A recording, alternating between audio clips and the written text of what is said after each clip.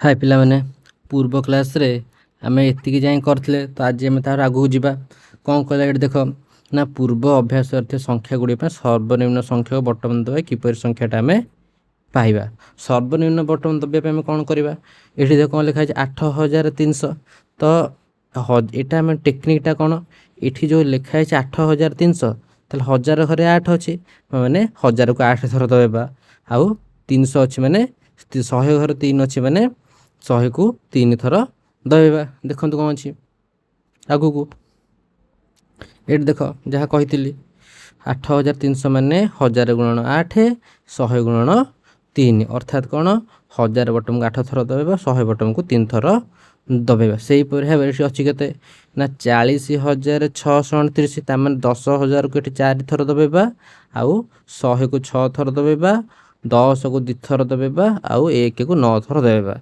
एमती करवा। नेक्स्ट तापर कौन रहा देख ये कौन थी ना 56,354 माने 10,000 को 5 थर 1000 को 6 थर 100 को 3 थर 10 को 5 थर आउ 1 को 4 थर से भाया 66,666 10,000 को 6 थर 1000 को 6 थर जेहेतु सबू जगार 6 6 6 6 6 अच्छी तेणु आम सबू जाक 6 6 थर मारिबा 100 को भी 6 थर 10 को भी 6 थर और 1 को भी 6 थर बुझल ना। नेक्स्ट तापर कौन अच्छी ये ना 3,67,813 माने लक्ष को 3 थर 67,000 10,000 घर 6 अच्छे 10,000 को 6 थर तापर 1000 घरे 7 ताले 1000 को 7 थर 100 घरे 8 100 को 8 थर तापर 10 को थरे आ 1 को 3 थर यहीपरि भाव कर। नेक्स्ट तापर रहा कौन ये देख 2 नंबर कौन कहला ना प्रत्येक संख्या एवं अनुरूप सर्वनिम्न बटन दबाइबा मध्य कौन संपर्क अच्छी हाँ अच्छी संपर्क कौन ना संख्यार प्रत्येक स्थान अंक से ही स्थान मान दर्शाऊा बटन को केते थर दबाइक हम ताहा सूचाए जमीक तुम 8,300 1000 घरे 8 रहा माने 1000 को 8 थर टिपा अल्प थर हम तापर ये 100 घरे 3 अच्छी माने ये 100 घरे 3 अच्छी माने 100 को 3 थर दबाइबा एम सब करवा। तापर देखिए कौन अच्छी है तापर 3 नंबर प्रश्न कौन अच्छी अच्छी तुम्हें लक्ष्य कर जे सर्वनिम्न बटन दबाइबा परिप्रकाश गुड़े संख्या गुड़े भारतीय स्थानीय मान लिखन दे था जमी यार कारण काल्कुलेटर रे तार कारण कौन कारण है काल्कुलेटर रे थिबा बटन गुड़िक +1 +10 +100 +1000 आदि आमर दशमिक संख्या प्रणाली प्रकृत स्थानीय मान को प्रतिनिधित्व करती तेणु सर्वनिम्न बटन दबाइबा एक संख्या तैयारी कर प्रक्रिया यही संख्या को तार स्थानीय मान अनुसार संप्रसारित रूप में लिखा सहित संपूर्ण समान अटे बुझल ना। तापर तापर देखिबा तापर कौन कहला ये ना जदि आम 10 लक्ष बटन को 10 थर दबाइबा तेबे आम क्यों संख्या पाइबा तो 10 गुणी दबा 10 गुणी दबा आउ गोटे शून्य पकईदे आम कह 1 कोटी पाइबा बोली है यही संख्या को आम कौन कहवा देखा कौन आम 10 लक्ष बटन को 10 थर दबाइले आमर कौन मिल 10 लक्ष गुणन 10 है 1 कोटी 1 कोटिया 100 लक्ष कह यही संख्यार मोट 7 शून्य रही कौन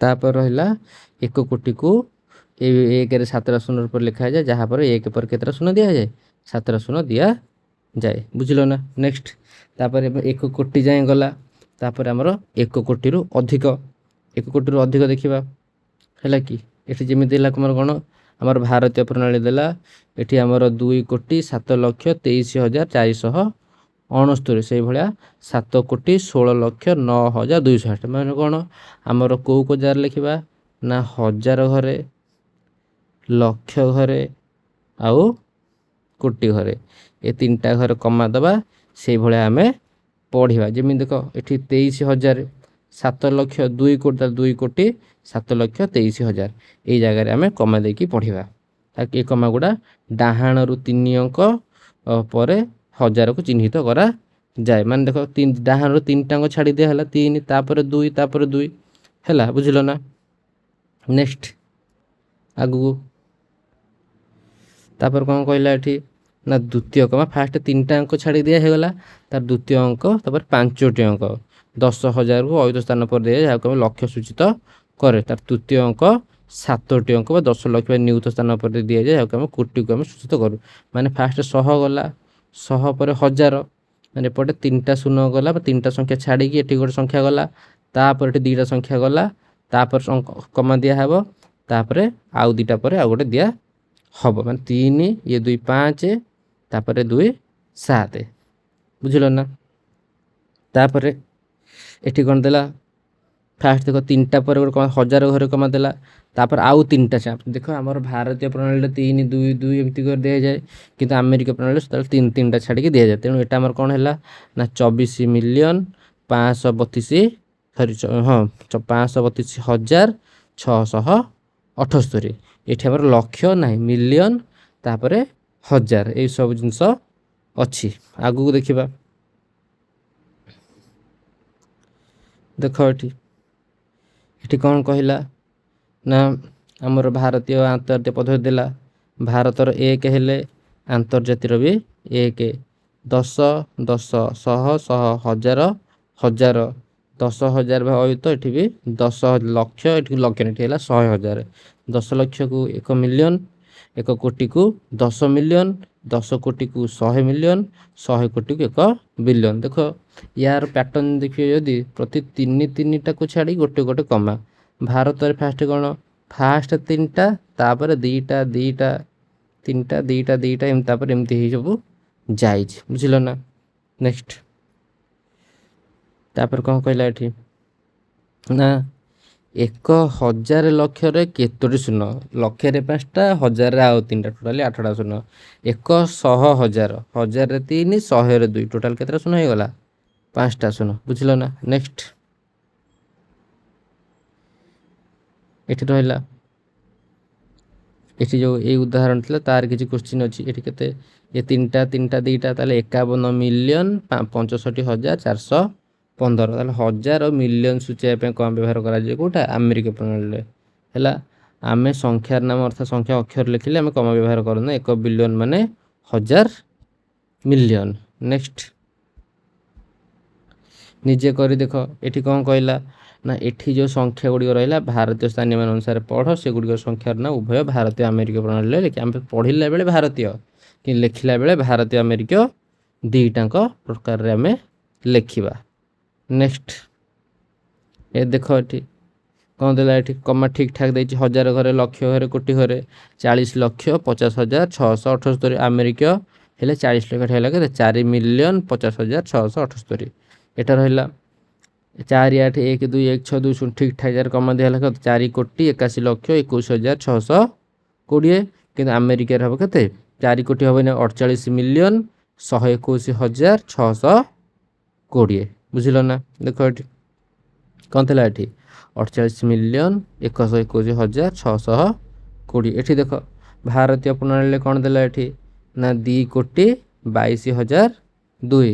କିନ୍ତୁ ଯଦି ଆମେ ଦେଖିବା ଆମେରିକା ପଦ୍ଧତିରେ, ବୁଝିଲ ନା, ଆମେରିକା ପଦ୍ଧତିରେ କ'ଣ ରହିଲା, ଏଠି ନା 2 କୋଟିଆ ହେବ ନା, ଆମେରିକା ପଦ୍ଧତିରେ ହେଇଗଲା କେତେ, 20,22,002। ଓକେ, ଠିକ୍। ନେକ୍ସଟ ନମ୍ବର ଏଠି ରହିଲା କ'ଣ ନା ଭାରତରେ ଦେଖ ଫାଷ୍ଟ 1000 ଘରେ, ଲକ୍ଷ ଘରେ, କୋଟି ଘରେ କ'ଣ ଦେଲା, ଆନ୍ସର ହେବ କ'ଣ ନା 24,68,13,579। ଆମେରିକା ପଦ୍ଧତିରେ ଆଉ ଗୋଟେ ବଢ଼ିଗଲା ହେଲା, ମିଲିୟନ 246,813,579। ଦେଖ ଲେଖା ହେଇଛି 246,813,579। ନେକ୍ସଟ ତାପରେ ଆଗକୁ ଏଠି କ'ଣ ଅଛି ନା 3,4,5,0,0,5,4,3। ଭାରତୀୟ ପଦ୍ଧତି କ'ଣ ହେବ ନା ଆମେ ଫାଷ୍ଟ 1 10 1000 ଲକ୍ଷ କୋଟି 3ଟା କମା, ତାହେଲେ 34 କୋଟି 50 ଲକ୍ଷ 543। କିନ୍ତୁ ଏଇଟା ଆମର ଆମେରିକା ହେଲେ ହେଇଯିବ କେତେ, 345,543 ହେଲା।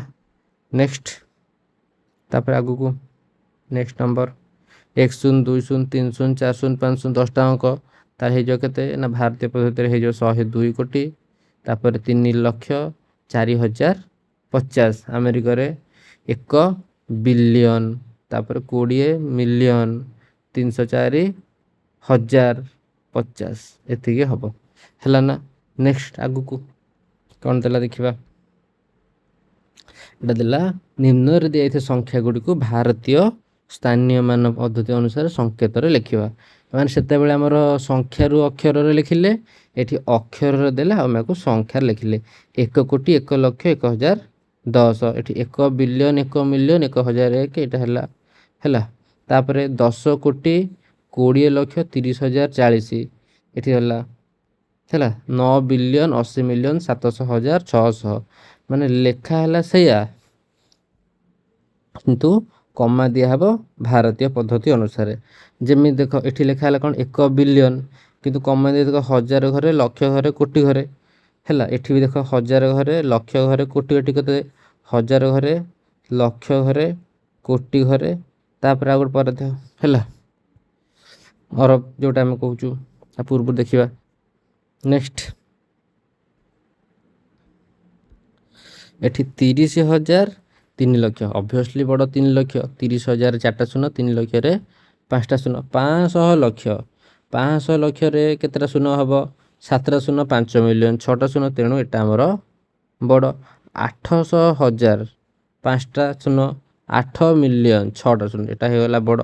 640,000 30,000,000,000 ଅବଭିୟସଲି ବଡ଼। ତାହେଲେ ସାନ ଫାଷ୍ଟ 3,00,000 ମାନେ ଫାଷ୍ଟ ସାନ ଚିହ୍ନ, ତାପରେ ବଡ଼ ଚିହ୍ନ, ତାପରେ ସାନ ଚିହ୍ନ, ତାପରେ ସାନ ଚିହ୍ନ। ନେକ୍ସଟ ଦେଖିବା କ'ଣ ଅଛି ଏଠି। ଦେଖ ସାନ ବଡ଼ ସାନ ସାନ ସବୁ ରହିଲା, ଦେଖିଦେବ କରିଦେବ। ଓକେ ନେକ୍ସଟ ତାପରେ ଦେଖିବା। ନେକ୍ସଟ କ୍ୱେଶ୍ଚିନ୍ ଏଇଠି ଗୋଟେ କ୍ୱେଶ୍ଚିନ୍ ଆସିଲା କି ଆସନ୍ନ ମାନ ଠାରୁ ପ୍ରକୃତ ମାନ ଠାରୁ ଅଧିକ ହେବ କେମିତି ନା ଆସନ୍ନ ମାନ ପ୍ରକୃତ ମାନ ଠାରୁ କମ୍ ହେବ, ଏଟା ସବୁ ହୁଏ। ନେକ୍ସଟ ତାପରେ ନେକ୍ସଟ ନମ୍ବର ଯେଉଁଟା ଆମର ଅଛି କ'ଣ ନା ଏଇ କ୍ୱେଶ୍ଚିନ୍ଟା ହେଲା ନେକ୍ସଟ ନିକଟତମ ପଡ଼ୋଶୀ ବା ଆସନ୍ନ ମାନ ରହିଲା। ଏଠି କ'ଣ ରହିଲା ନା 3,87,69,957 ପାଖ, ନିକଟତମ 1,70,000 ହେବ। ଯେହେତୁ ଆମର 6, 9, 69 ନିକଟତମ 1000 ବି 70,000, ନିକଟତମ ଅୟୁତ ବି ହେବ ସେ 70,000 ନିକଟ। ତାହେଲେ ସଂଖ୍ୟାଟା କେତେ ହେବ? ଏଟା ଯାହା ଥିଲା 3,87,70,000, ଏଟା ବି ସେ ହେବ 3,87,70,000 ନିକଟତମ ଲକ୍ଷ୍ୟ। ତାହେଲେ ଏଠି ଆମର ଅଛି କେତେ 7,00,000 7,70,000 ନିକଟତମ ଲକ୍ଷ୍ୟ କେତେ ହେବ 8,00,000। ଦେଖ ଏଠି 8,00,000 ହେଇଗଲା। ଏବେ ନିକଟତମ ଅୟୁତ ତାହେଲେ 87,00,000 ଅଛି, ମାନେ 8 ପରେ 7 5ରୁ ଅଧିକ ମାନେ ଏଟା ହେଇଯିବ କେତେ 3,90,00,000। ଯେହେତୁ ଲକ୍ଷ ଘରେ କେତେ ଅଛି 7, ମାନେ 5ରୁ ଅଧିକ ଥିଲେ ତା ପର ସଂଖ୍ୟାଟା ହେବ, 5ରୁ ସାନ ଥିଲେ ତାର ପୂର୍ବ ସଂଖ୍ୟାଟା ହେବ। ନେକ୍ସଟ ଏଠି ଦେଖ ଏଠି ଆମର କ'ଣ ଥିଲା 3,87,00,000 ମାନେ 3 ପରେ 8 ଥିଲା, 8ଟା 5 ଠାରୁ ବଡ଼, ତେଣୁ ଏଟା ଆମର ହେଇଗଲା କେତେ 4 କୋଟି। ସେଇଭଳିଆ ଏଠି ଆମର ଫାଷ୍ଟ ଆରମ୍ଭରୁ କରିବା 1000 ଘରୁ। ଏଠି କେତେ ଅଛି ଦେଖ 2, ଏଠି କେତେ ଅଛି 4, ତାର 4ଟା 2 ଠାରୁ 4ଟା 5ରୁ 1 କମ୍, ତେଣୁ ସେଇଟା ସେ 2 ରହିବ, 2,000 ହେଇକି ରହିଲା। ତାପରେ ପୁଣି ଦେଖ ଏଠି 32, 3 ପରେ ବି 2 ଅଛି, ସେ 2ଟା 5ରୁ ସାନ, ତେଣୁ ଏଟା ଆମର ହେଇଯିବ କେତେ 30,000 ହେଇକି ରହିବ। ନେକ୍ସଟ ତାପରେ ଦେଖ ଏଠି 5 ଅଛି ଲକ୍ଷ, କିନ୍ତୁ 5 ପରେ ଯେଉଁ 3ଟା ଅଛି ଏଠି 3ଟା ଆମର କ'ଣ 5 ଠାରୁ ସାନ, ତେଣୁ ଆମର ସେ 5,00,000 ହେଇକି ରହିବ। ବୁଝିଲ ନା। ନେକ୍ସଟ ନିକଟତମ ଅୟୁତ। ତାପରେ ଦେଖ ଏଠି 29 ପାଖରେ 0, 0ଟା 5ରୁ ସାନ, ତେଣୁ 29,00,000 ଆମର ଏଇଟା 0 ପରେ ଏଟା ରହିଲା କେତେ 5 ଠାରୁ 5 ଠାରୁ ବଡ଼, ତେଣୁ 0ଟା ଗୋଟେ ବଢ଼ିକି ହେଇଗଲା 1, ତାର 29 ପରେ ଯେଉଁ 0 ଅଛି 5ରୁ କମ୍, ସେଟା 29 ହେଇକି ରହିବ। ବୁଝିଲ। ନେକ୍ସଟ ତାପରେ କ'ଣ କହିଲା ଏଠି ନା ମୋ ପାଖରେ ଏକ ସଂଖ୍ୟା ଅଛି ଯାହାର ନିକଟତମ ଏପରି 5ଟି ସଂଖ୍ୟା 5,00,000 1,10,000 ତ 5 କୋଟି ଏପରି କେତୋଟି ସଂଖ୍ୟା ଅଛି। ଏଟା ଦେଲା ଦେଖ 4,69,99,500 ନା 5,04,499। ପ୍ରଥମ ସଂଖ୍ୟାକୁ ମିଶାଇ ଦ୍ୱିତୀୟ ସଂଖ୍ୟାକୁ ଛାଡ଼ି ଏଥିମଧ୍ୟରେ ଥିବା ସମସ୍ତ ସଂଖ୍ୟାର 5ଟି ପଡ଼ୋଶୀ ହେବ। ଏଟା କେତେ ହେଲା 5,04,499, 4,99,99,500 ପ୍ଲସ୍ 1, ଦୁଇଟା ଯଦି ମିଶାଇ ଦେଲେ ତାହେଲେ ଟୋଟାଲ୍ କେତେଟା ସଂଖ୍ୟା ହେଲା 1000ଟି ସଂଖ୍ୟା। ହେଲା। ଏହାର ଏପରି 5ଟି ରହିଲା। କୋଶ୍ଚିନ୍ ଯେଉଁ ପଚାରିଲା ଏହିପରି କେତୋଟି ସଂଖ୍ୟା ଅଛି, ଏହିପରି 1000ଟି ସଂଖ୍ୟା ଅଛି। ମୋ ପାଖରେ ଯେଉଁ ଏକକ ସଂଖ୍ୟା ରହିଲା, ଏକକ ସଂଖ୍ୟା ଯେ ନିକଟବର୍ତ୍ତୀ 5ଟି ସଂଖ୍ୟା କ'ଣଟା 5 କୋଟି ଅଟେ। ତାର ଆନ୍ସର୍ ସେଇଆ। ଆ ମଧ୍ୟରେ ସମସ୍ତ ସଂଖ୍ୟା ମିଶିଲେ 5ଟି ପଡ଼ୋଶୀ ହେବ, ହେଲା କି। ନେକ୍ସଟ କ'ଣ କହିଲା ଏଠି ନା ନମିତା ଏବଂ ରମେଶ ସରଳ ପରିପ୍ରକାଶ ମାନେ ଆକଳନ କରୁଛନ୍ତି। ଏ ଦୁଇଟାଙ୍କ ମିଶାଇଲେ ନମିତା କହୁଛି ଏଇଟା କ'ଣ 8 ଲକ୍ଷ ବା 8 ଲକ୍ଷରୁ ଅଧିକା ହେବ। ରମେଶ କହୁଛି 9 ଲକ୍ଷ ବା 9 ଲକ୍ଷରୁ କମ୍ ହେବ। ଏହି ଆକଳନ ଠିକ୍ ଅଛି ନା ନାହିଁ? ହଁ, ଏହି ଆକଳନ ଠିକ୍, କିନ୍ତୁ ରମେଶର ଆକଳନଟା କ'ଣ ଯୋଗଫଳର ଅଧିକ ନିକଟତର ହେବ। ତାପରେ କ'ଣ କହିଲା ଏଠି ନା ଯୋଗଫଳ ଏତିକିରୁ ଅଧିକ ହେବ ନା କମ୍ ହେବ? ଅବଭିୟସ୍ଲି ଅଧିକ ହେବ। କାରଣ କ'ଣ? କାରଣ ଆମ ସଂଖ୍ୟା ଦ୍ୱାରା ବାମ ପାର୍ଶ୍ୱରେ 2ଟି ଅଙ୍କକୁ ମିଶାଇଲେ 87 ହେଲେ 50 ଠାରୁ ଅଧିକ, ତାମାନେ 8,50,000 ଅଧିକା ହେବ। ତାପରେ କ'ଣ କହିଲା ଏଟା? ତାପରେ କହିଲା ଏଟା 8,83,128ରୁ ଅଧିକ ନା 8,83,128ରୁ କମ୍? ଅବଭିୟସ୍ଲି କମ୍ ହେବ, କାରଣ ଆମେ ଯେତେବେଳେ ବାମ ପଟରୁ 3ଟି ଲେଖା ଅଙ୍କ ମିଶାଉଛନ୍ତି ଏଟା ହେଉଛି କେତେ 882, କିନ୍ତୁ ଏଠି ଦେଇଛି ଏଠି କେତେ 883। କେତେ ଦେଲା ଏଠି ଦେଖ 883, ତେଣୁ 883ଟା 882 ଠାରୁ ବଡ଼, ତେଣୁ ଏଇଟା ଆମ ତ କ'ଣ ହେଲା ଯୋଗଫଳଟା ୟା ଠାରୁ ଆମର କ'ଣ ହେବ କମ୍ ହେବ ବା ସାନ ହେବ। ନେକ୍ସଟ ତାପରେ କହିଲା ଯେ ପଚାରିଲା କ'ଣ ଏଇଟା ମିଶାଇଲେ ଠିକ୍ ମୂଲ୍ୟ କେତେ ମିଶାଣ ପଟ ଆମର ଠିକ୍ ମୂଲ୍ୟ ହେଇଗଲା। ତା ଆଉ ଗୋଟେ ଦେଲା କ'ଣ ସେଇ ଟାଇପ୍ର ଆଉ ଗୋଟେ କୋଶ୍ଚିନ୍ ଦେଲା କ'ଣ ନା 14,63,128 ମାଇନସ୍ 4,90,025। ଇଏ କହିଲା ପାର୍ଥକ୍ୟ 10 ଲକ୍ଷ 10 ଲକ୍ଷରୁ କମ୍, 9 ଲକ୍ଷ 9 ଲକ୍ଷରୁ ବେଶୀ। ନେକ୍ସଟ କ'ଣ କହିଲା ଏଠି? କହିଲା ଆକଳନ ଗୁଡ଼ିକ ଠିକ୍ ଅଛି। ହଁ ଠିକ୍ ଅଛି। କାହାର ଆକଳନ ପାର୍ଥକ୍ୟ ନିକଟତର? ପ୍ରକୃତ ବିୟୋଗଫଳ ହେଲା 9,63,108, ବିୟୋଗଫଳ ହାରାହାରି ମୂଲ୍ୟ ହେଲା କେତେ 10 ଲକ୍ଷ। ନମିତାର ଆକଳନ ପ୍ରକୃତ ଯେହେତୁ ଏଟା 10 ଲକ୍ଷରୁ ବହୁତ ପାଖ, ଇଏ କଲା 9 ଲକ୍ଷ, ଇଏ କଲା 10 ଲକ୍ଷ, ନମିତାର ଆକଳନଟା ବହୁତ ନିକଟତର। ନେକ୍ସଟ କୋଶ୍ଚିନ୍ ପାର୍ଥକ୍ୟ 9,50,000ରୁ ଅଧିକ ହେବ କି? ହଁ ହେବ, କାରଣ ଆକଳନ ମୂଲ୍ୟ କେତେ 14,63,128, ଆକଳନ 14,60,000, ୟାର ହେଲା 4,90,000, 4,90,000 ହେଲା କେତେ 9,70,000, ଯେଉଁଟାକି 9,50,000ରୁ ଅଧିକ ହେଉଛି। ନେକ୍ସଟ କୋଶ୍ଚିନ୍ କ'ଣ କହିଲେ ସହରର ଜନସଂଖ୍ୟାଟି କିଛି ଦେଲା, ସରି ଏଠି CD ଅଛି।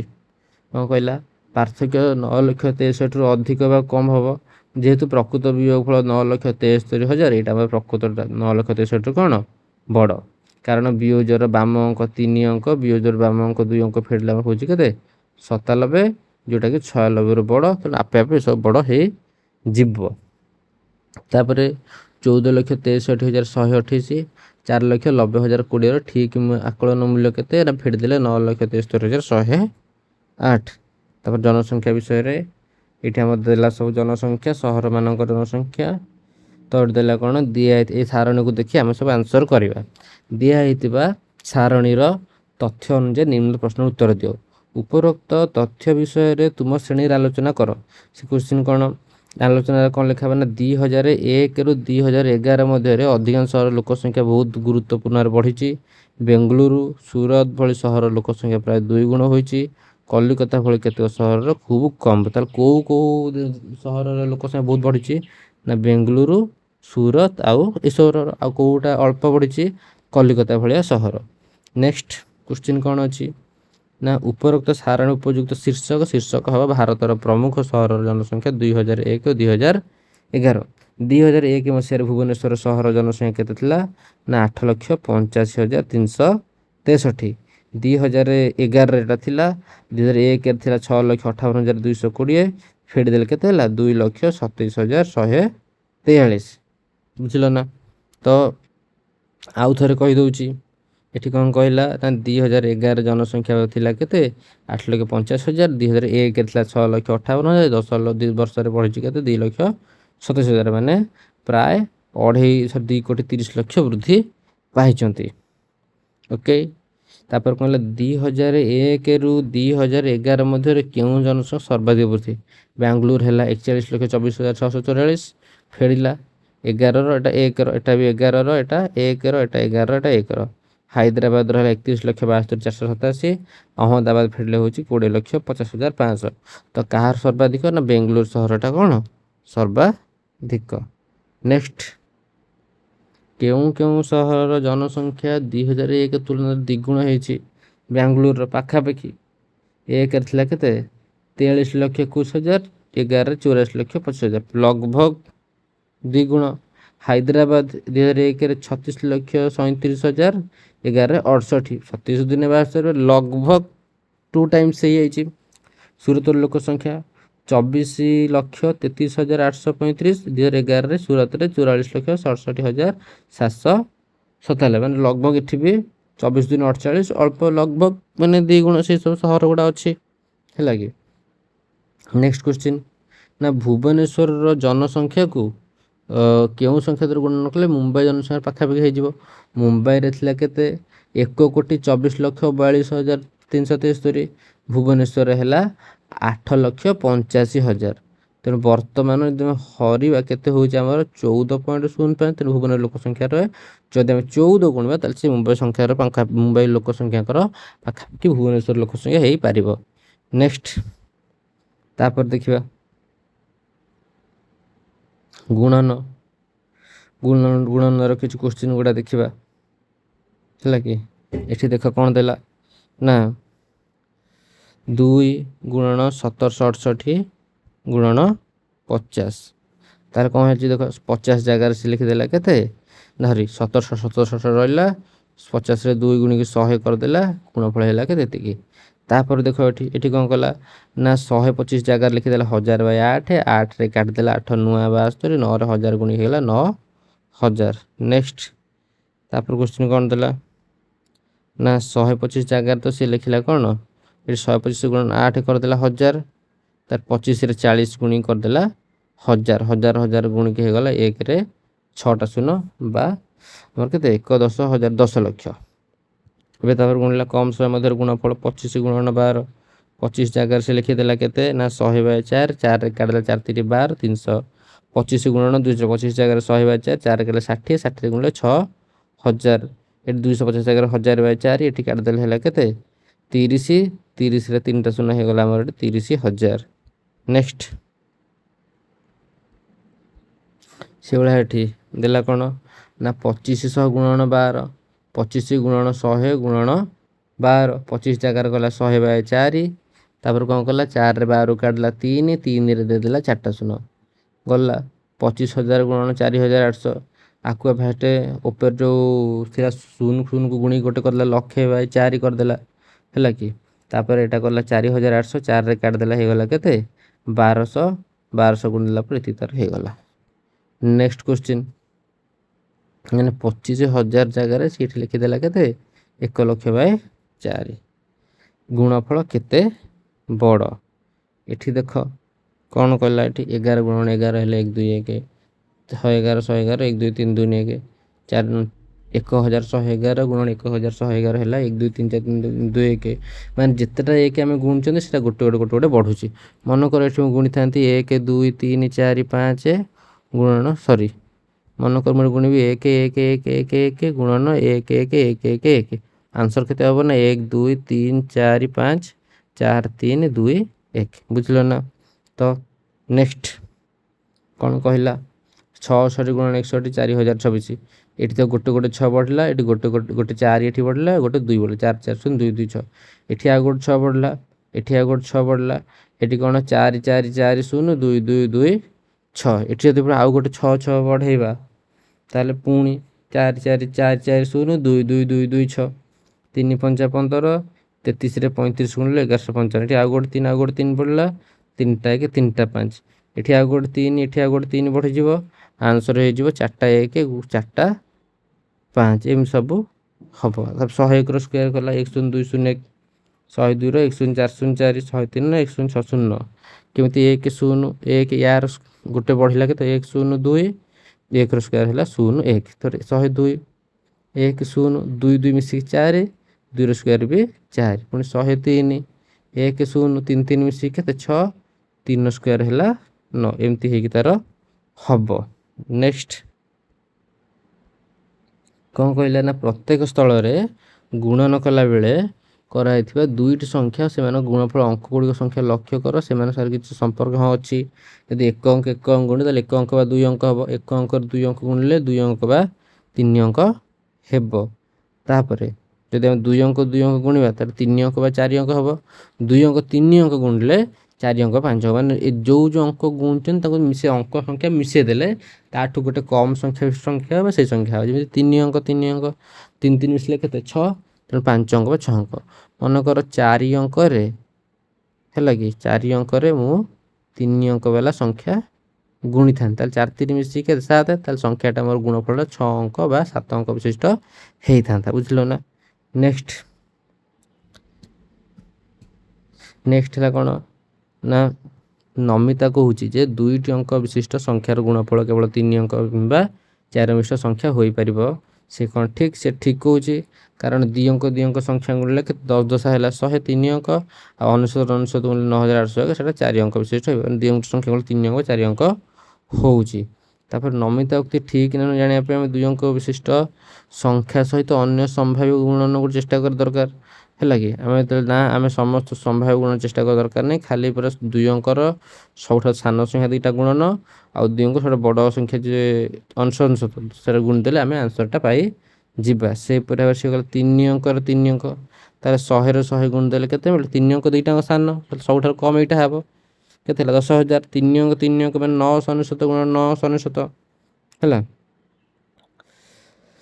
ସିଏ କ'ଣ କହିଲା କ'ଣ ନା ଗୁଣଫଳ 4 ଅଙ୍କ 4 ଅଙ୍କ ହେଇଗଲାନି, ତାହେଲେ ମିନିମମ୍ଟା ଆମର କେତେ ହେଲା? ମିନିମମ୍ଟା ଆମର 5 ଅଙ୍କ ହେଲା, ତେଣୁ ଗୁଣଫଳ 4 ଅଙ୍କ ବିଶିଷ୍ଟ ହୋଇପାରିବ ନାହିଁ। ନେକ୍ସଟ କ'ଣ କହିଲା ଏଠି ନା ଗୋଟିଏ 4 ଅଙ୍କ ବିଶିଷ୍ଟ ସଂଖ୍ୟା ସହ ଅନ୍ୟ ଏକ 2 ସଂଖ୍ୟା ଗୁଣଫଳ 5 ଅଙ୍କ ବିଶିଷ୍ଟ ହଁ ହେଇପାରିବ। ହେଇପାରିବନି କାହିଁକି? ଏ 4 ଅଙ୍କ 1000, 2 ଅଙ୍କ 10, 1000 10 ହେଲା 10,000, 5 ଅଙ୍କ ବିଶିଷ୍ଟ ହେଉଛି। ନେକ୍ସଟ ଏଠି ସୂତ୍ର ଦେଖ, ଏକ ଅଙ୍କ ଗୁଣିଲେ ଏକ ଅଙ୍କ 2 ଅଙ୍କ ହେବ।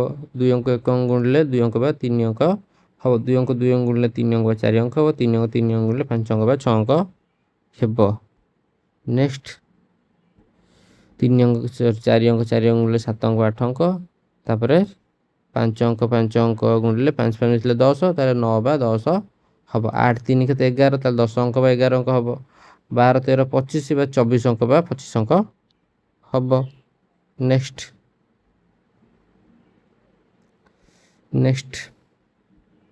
এটা ଦେଲା କ'ଣ? ପୁରନ୍ଦର ଦାସଙ୍କ ସଂଖ୍ୟା, ଆକୁ 1250 380 କ'ଣ କଲା? 125 ଗୁଣନ 10, 38 ଗୁଣନ 10, ତାହେଲେ 25ରେ 38 ଗୁଣ ଦେଲା, 10 10 ଗୁଣ ଦେଲା, ଆନ୍ସର ହେଲା 4750 ଗୁଣନ 100 ବା 4,75,000। ନେକ୍ସଟ କ'ଣ କହିଲା? ଏଠି ଦେଲା କ'ଣ ନା ଏଇ ଯେଉଁ ଗୁଣନ କହିଲା ଏଇଟା ହେଲା ସୂର୍ଯ୍ୟ ପୃଥିବୀ ମଧ୍ୟରେ ହାରାହାରି ଦୂରତା। ଏଇଟା ଗୁଣିଲେ କେତେ ହେଉଛି ନା 1,47 କୋଟି ଦେଲା ଆନ୍ସର ସେୟା କ'ଣ? 147 ମିଲିୟନ ବା 14,07 ଲକ୍ଷ।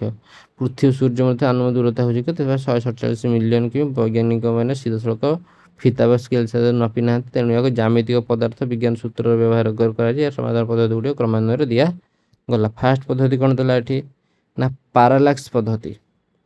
ପାରାଲାକ୍ସ ପଦ୍ଧତି କ'ଣ? ପୁରୁଣା କାଳରେ ବୈଜ୍ଞାନିକମାନେ ଦୁଇଟି ଭିନ୍ନ ଭିନ୍ନ ଦୂରବର୍ତ୍ତୀ ସ୍ଥାନରୁ ଏକ ସମୟରେ ଶୁକ୍ର ଗ୍ରହ ଅନ୍ୟ ଗ୍ରହ ନିରୀକ୍ଷଣ କରୁଥିଲେ। ସେହି ଦୁଇ ସ୍ଥାନରୁ ଯେଉଁ କୋଣଟି ଦେଖାଯାଉଛି ତାକୁ ମାପି ଜ୍ୟାମିତୀୟ ତ୍ରିକୋଣମିତି ସୂତ୍ର ବ୍ୟବହାର କରି ସେମାନେ ପ୍ରଥମେ ଅନ୍ୟ ଗ୍ରହମାନଙ୍କ ଦୂରତା ନିର୍ଣ୍ଣୟ କରୁଥିଲେ। ସୌରମଣ୍ଡଳର ଆନୁପାତିକ ନକ୍ସା କେପ୍ଲରଙ୍କ ଗ୍ରହ ଗତି ନିୟମରୁ ପୂରଣ ଯାଇଥିଲା, ତେଣୁ ଗୋଟିଏ ଗ୍ରହର ଦୂରତାକୁ ଜାଣିବା ପରେ ସୂର୍ଯ୍ୟର ଦୂରତା ସହଜରେ ହିସାବ କରାଯାଇପାରିଲା। ନେକ୍ସଟ ତାପରେ ଦେଲା କ'ଣ? ରାଡାର ଓ ରେଡ଼ିଓ ତରଙ୍ଗ। ଏଟା କ'ଣ ଦେଲା ନା ଆଧୁନିକ ଯୁଗରେ ବୈଜ୍ଞାନିକମାନେ ଅଧିକ ସଠିକ୍ ହେବା ପାଇଁ ରାଡାର ତରଙ୍ଗ ବ୍ୟବହାର କରନ୍ତି। ସେମାନେ ପୃଥିବୀରୁ ଶୁକ୍ର ବା ମଙ୍ଗଳ ଗ୍ରହ ଆଡ଼କୁ ରେଡ଼ିଓ ତରଙ୍ଗ ପଠାନ୍ତି। ଆଲୋକର ବେଗ ଆମକୁ ଜଣାଅଛି, ସେହି ତରଙ୍ଗ ଯାଇ ଗ୍ରହରେ ବାଡ଼େଇ ହୋଇ ପୃଥିବୀକୁ ଫେରି ଆସିବା କେତେ ସମୟ ଲାଗୁଛି ସେମାନେ ମାପନ୍ତି।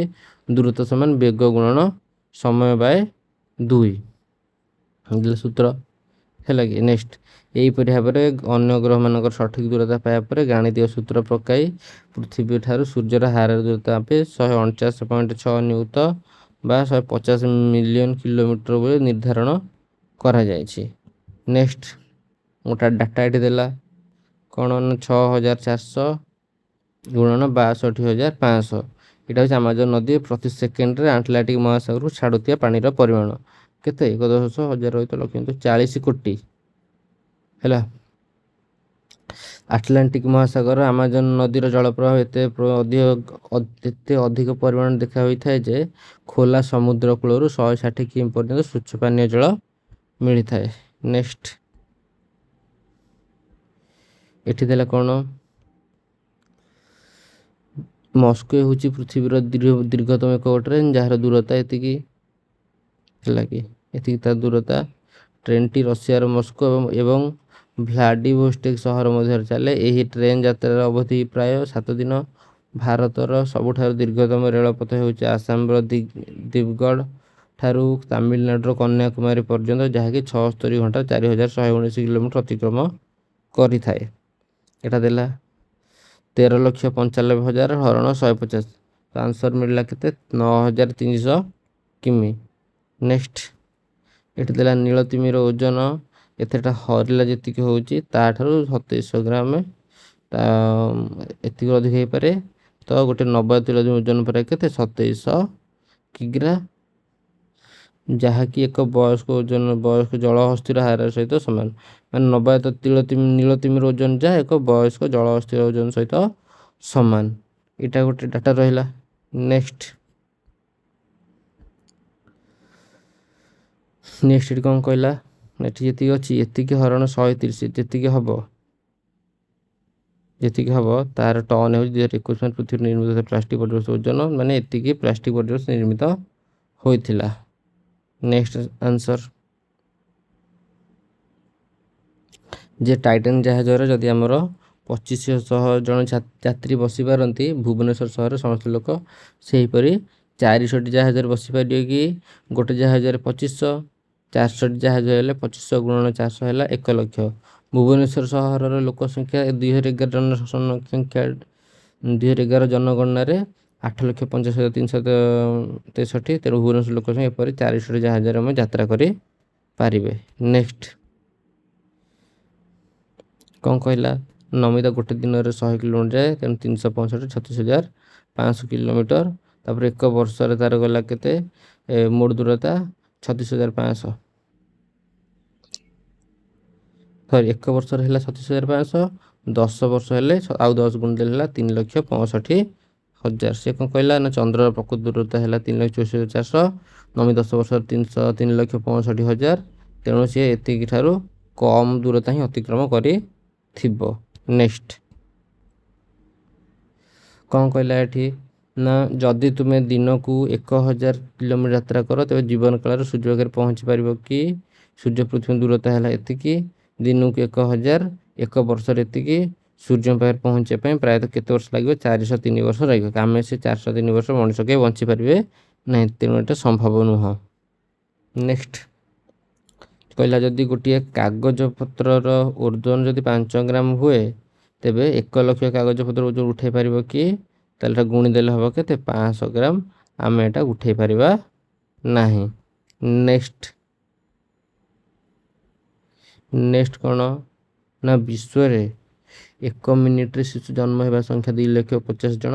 ତାହେଲେ 1 ଘଣ୍ଟାରେ ଆଉ 60 ଗୁଣିଦେବା 1 ଦିନରେ ଆଉ 24 ଗୁଣିଦେବା ତେଣୁ 3,60,000ଟା ସେ କ'ଣ କହିଥିଲା କୋଶ୍ଚିନ୍ରେ ସେ ଦେଖ ଏହା କହିଥିଲା କି 1 ମିଲିୟନ ଶିଶୁର ଓଜନ ଗୋଟେ ଦିନରେ 1 ମିଲିୟନ ଶିଶୁ ଓଜନ ହେଇପାରିବେ କି ଦେଖିବା କ'ଣ କହିଲା ଯଦି ଆମେ ଗୋଟେ ମିନିଟରେ ଯଦି ଗୋଟେ ଶିଶୁ ଜନ୍ମ ହେଉଛି ତାହେଲେ 1 ଘଣ୍ଟାରେ ଏତିକି 1 ଦିନରେ ଏତିକି ତେଣୁ 1 ମିଲିୟନ ଶିଶୁ ଗୋଟେ ବର୍ଷରେ ଜନ୍ମ ହେବେ ନାହିଁ। ଦତ୍ତ ସିର କୋଶ୍ଚିନ୍ କ'ଣ ଦେଲା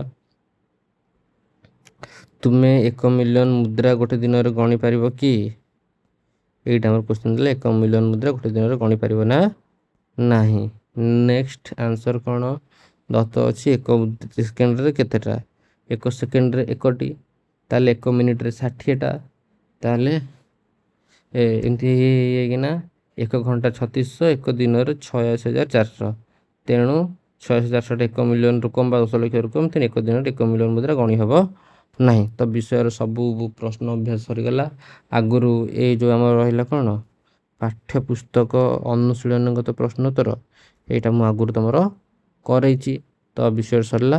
ଧନ୍ୟବାଦ। ଚ୍ୟାନେଲକୁ ଲାଇକ୍ ଓ ସେୟାର କରିଦେବେ ଆଉ ସବସ୍କ୍ରାଇବ୍ ମଧ୍ୟ କରିଦେବେ।